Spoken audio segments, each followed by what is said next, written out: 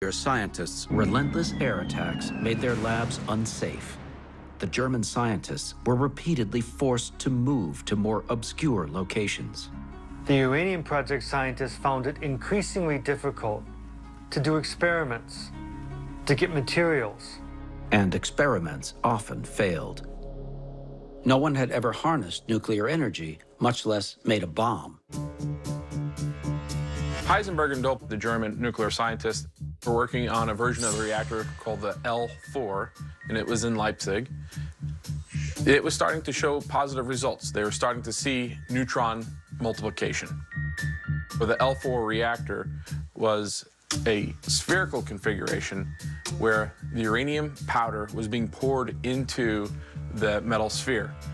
Uranium metal, when it's a fine enough dust, just when it comes into contact with water or even moisture and air, will catch on fire. Uranium caught fire, jettisoned hot gases right out the fill tube, and the uranium burned for days. They were unable to put it out because it was such a hot, intense fire. The Germans also experimented with early versions of centrifuges, and of course that failed catastrophically when the high speed caused the material to just break under the extreme forces and disassemble itself. But again and again, just when it appeared that the research would grind to a complete halt, Armaments Minister Albert Speer intervened. He gave them the highest priority for their experiments, for acquiring materials, for getting the labor they needed to continue. It's clear that he was infatuated with the prospects of nuclear weapons.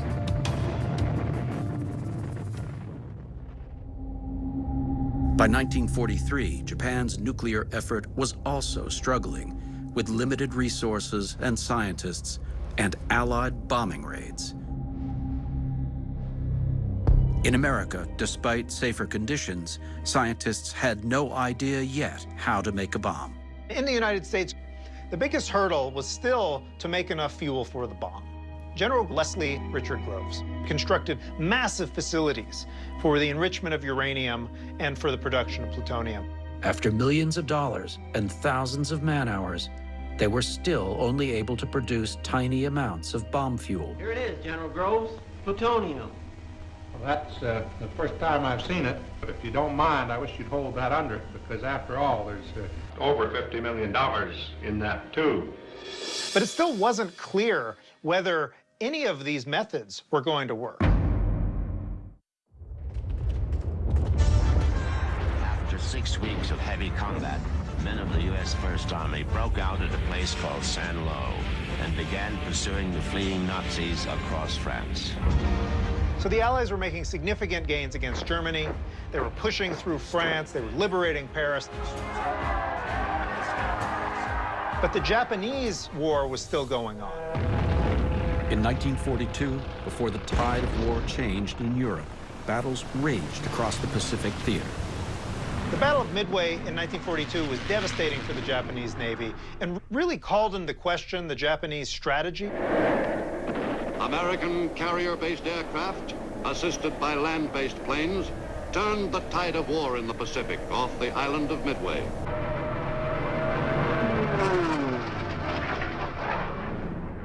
The Japanese were losing the war, but they were not going to give up. The Japanese army ordered Nishina Yoshio, the premier physicist of Japan, to build a bomb. Nishina, of course, knew that massive amounts of U-235 were going to be needed to reach a critical mass. But just how much uranium they would need, no one was certain. In Japan, the stores of uranium were very limited, but they scrounged around to find what they could just to begin experimentation. The Army dispatched investigation units far and wide. They went to Mongolia, they went to Burma, they went all over Southeast Asia looking for possible stores of uranium. Japan's faced the same problem as Germany. How were they going to enrich enough uranium-235 to build a bomb? With its limited natural resources, its limited industrial capacity, it didn't have a lot of options to pursue for enrichment. The Navy tried to construct a centrifuge, but they didn't get very far because they lacked the important necessary materials. Nishina thought perhaps the best route would be the cyclotron. They were still working on a large 60-inch cyclotron, but it did not have the electrical capacity to produce the enriched uranium that they would need.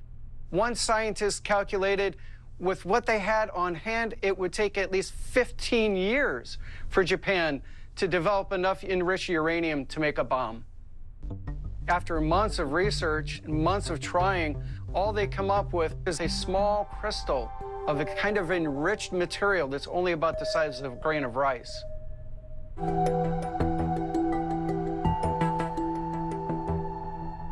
They're under enormous pressure to produce, especially for the Army.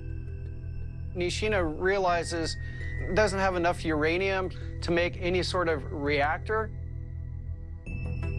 He gives up on the reactor idea altogether. They're really just thinking towards a bomb.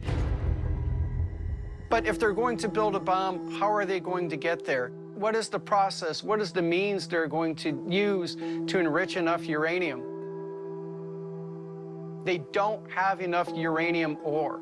This is the problem that keeps plaguing the Japanese project from the start to the finish. This is why they need Germany's help. But they were both suspicious of each other.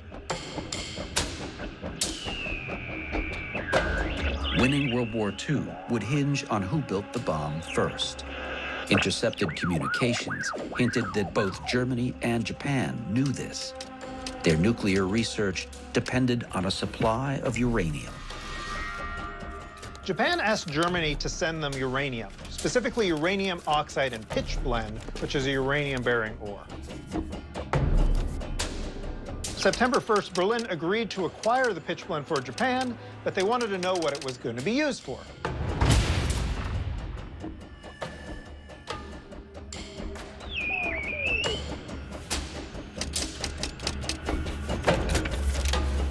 And Japan responded that it was going to be used as a catalyst for fuel production.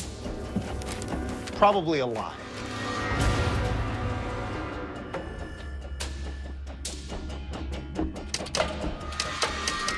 On November 2nd, 1943, the Nazis informed Tokyo that while they couldn't send pitchblende, they could supply 1 ton of uranium oxide.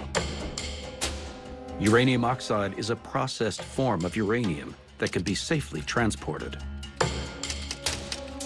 But as far as we know, nothing happened. Not until the two allies agreed to a technical exchange agreement in March of 1944 did the Nazis begin sending their latest technology, weapons, and technical expertise to Japan. Did this include nuclear materials? To date, history says that no shipment of Nazi uranium ever made it to Japan. Could history be wrong? The mega pop since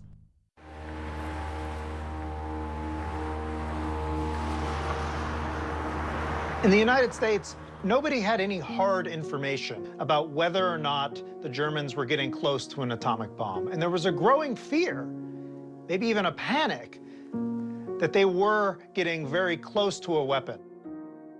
And if Hitler had a nuclear weapon and the United States had no means to threaten them back or even retaliate, there was a fear that that could mean the end of the war despite so many Allied advances against the Germans.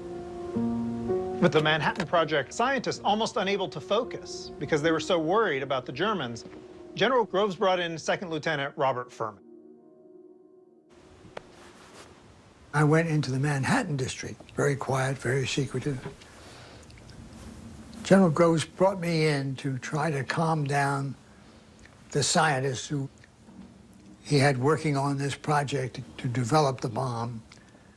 The scientists wouldn't concentrate on their work. They were scared that the Germans were years ahead of us and would bomb us almost immediately. My job was to work with them and try to calm them down and get them back in their laboratories and at their desks. Groves put together a secret mission to go into Europe and discover what the Germans were actually doing, how far along they actually were. And they called this Alsos, which is Greek for Groves. Now a major, Robert Furman assists Groves in managing Alsos. Be a scientific mission built on fear. Fear that the enemy had the bomb or would have it before we could develop it. And this they knew to be the case, the scientists did, because they were refugees from Germany, a large number of them, and they had studied under the German before the war broke out. I knew of 40 different German scientists that could be involved in a project that could develop a bomb.